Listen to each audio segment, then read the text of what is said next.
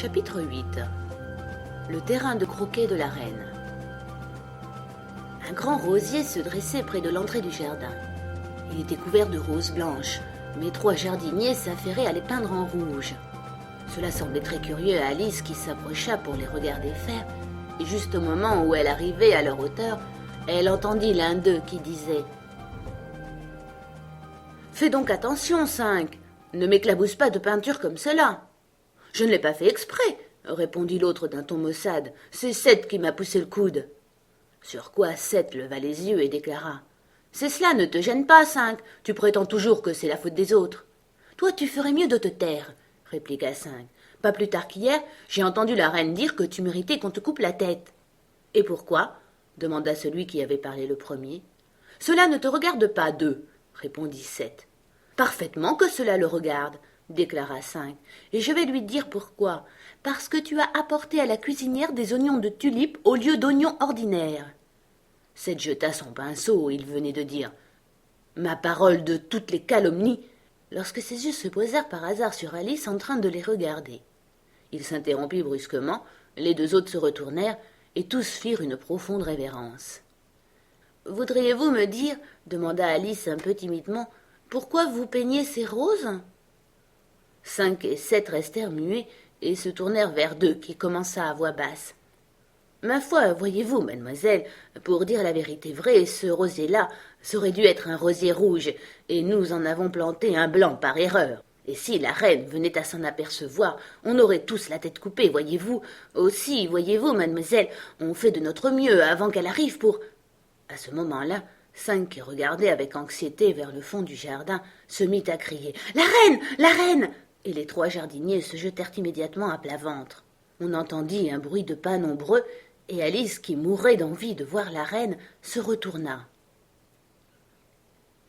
Venaient d'abord, armés de massues en forme d'as de trèfle, 10 soldats ayant le même aspect que les 3 jardiniers, plats et rectangulaires, avec des pieds et des mains aux 4 coins.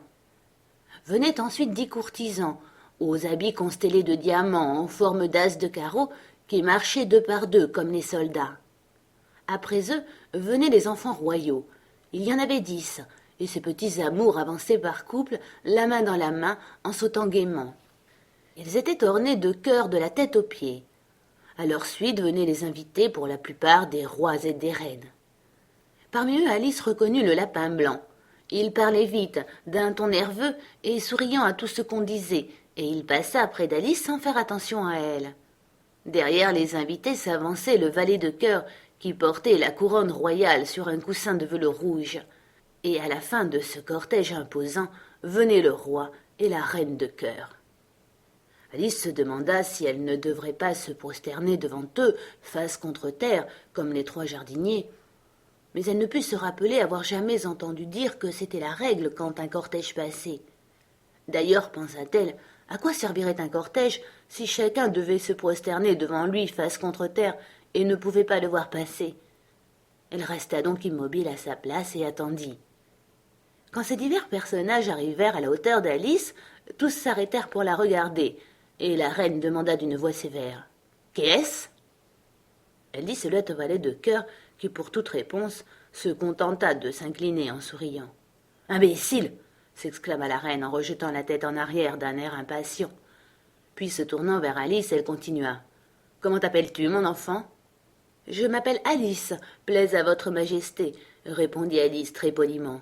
Mais elle ajouta en elle-même. « Après tout, ces gens-là ne sont qu'un jeu de cartes. Je n'ai pas besoin d'avoir peur d'eux. »« Et qui sont ceux-là » demanda la reine en montrant du doigt les 3 jardiniers étendus autour du rosier.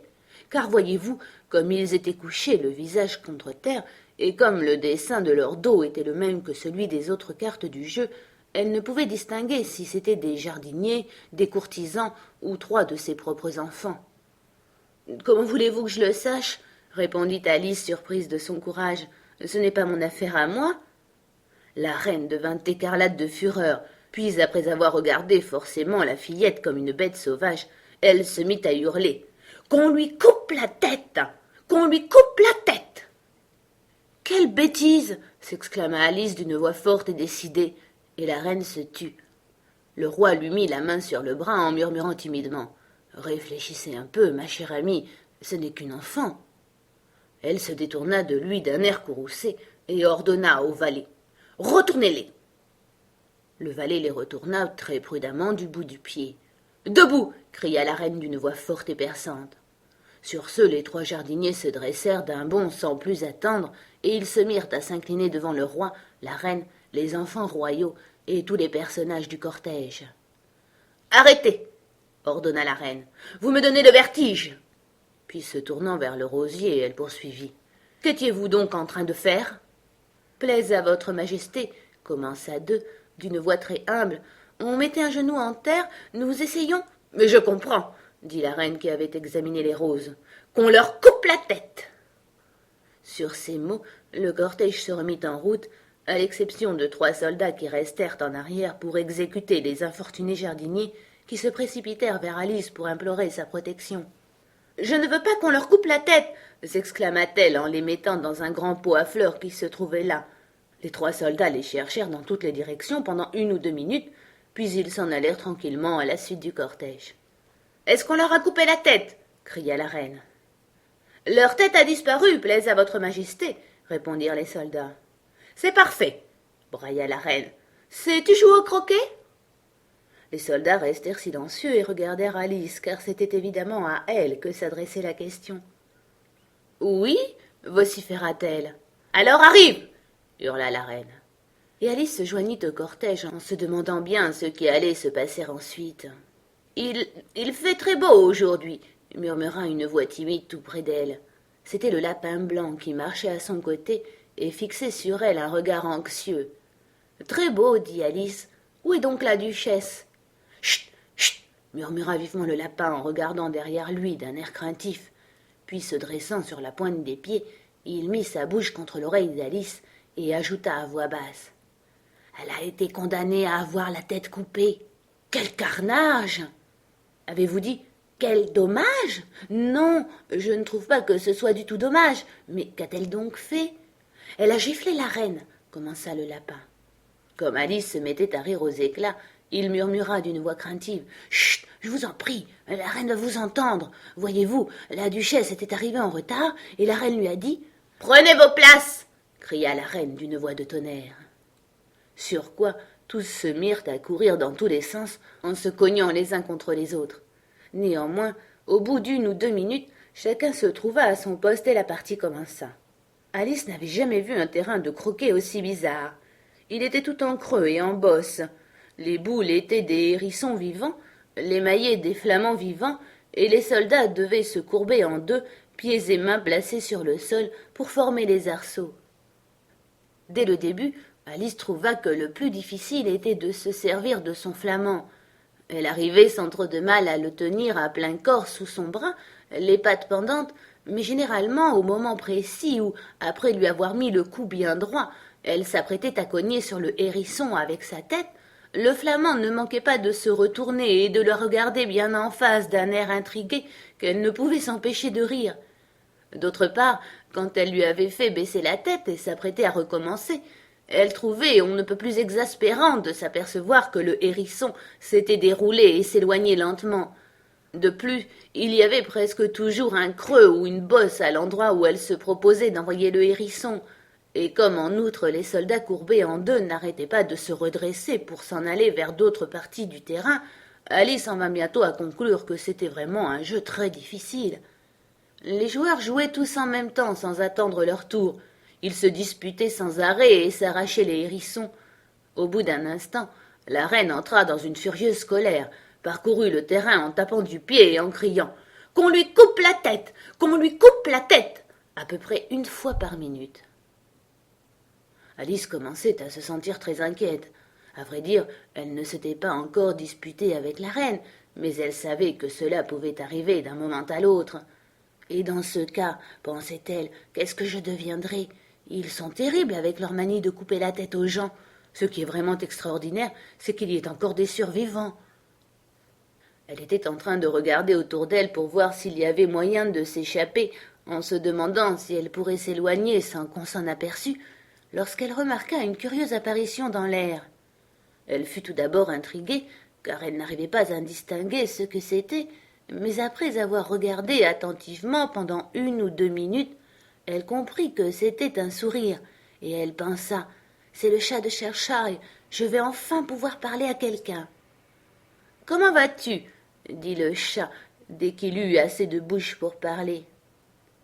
Alice attendit l'apparition de ses yeux pour le saluer d'un signe de tête. Il est inutile de lui parler, pensa-t-elle, avant que ses oreilles ne se montrent, du moins une des deux. Au bout d'1 minute, toute la tête était visible. Alice posa alors son flamand et se mit à lui raconter la partie de croquet, tout heureuse d'avoir quelqu'un qui voulut bien l'écouter. Le chat jugea sans doute qu'on voyait une partie suffisante de sa personne et n'en apparut pas davantage. « Je trouve qu'il ne joue pas du tout honnêtement, » commença-t-elle d'un ton mécontent, « et il se dispute d'une façon si épouvantable qu'on ne peut pas s'entendre parler. Et on dirait qu'il n'y a aucune règle du jeu. En tout cas, s'il y en a, personne ne les suit. Et vous ne pouvez pas vous imaginer combien c'est déconcertant d'avoir affaire à des accessoires vivants. Par exemple, l'arceau sous lequel doit passer ma boule est en train de se promener à l'autre bout du terrain. Et je suis sûre que j'aurais croqué le hérisson de la reine il y a un instant, mais il s'est enfui en voyant arriver le mien. « Que penses-tu de la reine ?» demanda le chat à voix basse. « Elle ne me plaît pas du tout, elle est tellement… » Juste à ce moment, elle s'aperçut que la reine était tout près derrière eux, en train d'écouter. C'est pourquoi elle continua ainsi, sûre de gagner à ce jeu que c'est presque inutile de faire la partie. La reine passa son chemin en souriant. « À qui diable parles-tu » demanda le roi en s'approchant d'Alice et en regardant la tête du chat avec beaucoup de curiosité. « À l'un de mes amis, un chat du Cheshire, permettez-moi de vous le présenter. »« Je n'aime pas du tout sa mine, » déclara le roi. « Néanmoins, je l'autorise à me baiser la main s'il le désire. »« J'aime mieux pas, » riposta le chat. « Ne fais pas l'impertinent, dit le roi, et ne me regardez pas comme cela, ajouta-t-il en se mettant derrière Alice. Un chat peut bien regarder un roi, fit-elle observer. J'ai lu cela dans un livre, je ne me rappelle plus où. C'est possible, mais il faut le faire disparaître, affirma le roi d'un ton décidé. Puis il cria à la reine qui se trouvait à passer à ce moment. « Ma chère amie, je voudrais bien que vous fassiez disparaître ce chat. » La reine ne connaissait qu'une seule façon de résoudre toutes les difficultés. « Qu'on lui coupe la tête !» cria-t-elle sans même se retourner. « Je vais aller chercher le bourreau moi-même, dit le roi avec empressement, et il s'éloigna en toute hâte. Alice pensa qu'elle ferait tout aussi bien de rejoindre les joueurs pour voir où en était la partie, car elle entendait dans le lointain la voix de la reine qui hurlait de colère. Elle l'avait déjà entendu condamner 3 des joueurs à avoir la tête coupée parce qu'ils avaient laissé passer leur tour, et elle n'aimait pas du tout la tournure que prenaient les événements, car la partie était tellement embrouillée qu'elle ne savait jamais si c'était son tour ou non de jouer. En conséquence, elle se mit à la recherche de son hérisson. Celui-ci livrait bataille à un autre hérisson, et Alice vit là une excellente occasion d'utiliser l'un pour croquer l'autre. Le seul ennui était que son flamand se trouvait à l'autre extrémité du jardin, où elle pouvait le voir qui essayait vainement de s'envoler pour se percher sur un arbre. Avant qu'elle n'eût attrapé et ramené le flamand, la bataille était terminée, et les 2 hérissons avaient disparu. Mais cela n'a pas une grande importance, pensa-t-elle, puisqu'il ne reste plus un seul arceau de ce côté-ci du terrain. Elle fourra donc le flamand sous son bras pour l'empêcher de s'échapper de nouveau, puis revint vers son ami pour continuer la conversation. Quand elle arriva à l'endroit où se trouvait le chat du Cheshire, elle fut fort étonnée de voir qu'une foule nombreuse l'entourait. Le bourreau, le roi et la reine se disputaient en parlant tous à la fois, tandis que le reste de l'assistance se taisait d'un air extrêmement gêné. Dès qu'Alice apparut, les 3 personnages firent appel à elle pour régler le différend. Chacun lui exposa ses arguments, mais comme ils parlaient tous à la fois, elle eut beaucoup de mal à comprendre exactement ce qu'ils disaient. Le bourreau déclarait qu'il était impossible de couper une tête s'il n'y avait pas un corps dont on pût la séparer, qu'il n'avait jamais rien fait de semblable jusqu'à présent et qu'il n'allait sûrement pas commencer à son âge. Le roi déclarait que tout ce qui avait une tête pouvait être décapité et qu'il ne fallait pas raconter de bêtises. La reine déclarait que si on ne prenait pas une décision immédiatement, elle ferait exécuter tout le monde autour d'elle. Cette dernière remarque expliquait l'air grave et inquiet de l'assistance. Alice ne put trouver autre chose à dire que ceci. « Le chat appartient à la duchesse, c'est à elle que vous feriez mieux de vous adresser. »« Elle est en prison, » dit la reine au bourreau. « Allez la chercher et amenez-la ici. » Sur ces mots, le bourreau fila comme une flèche.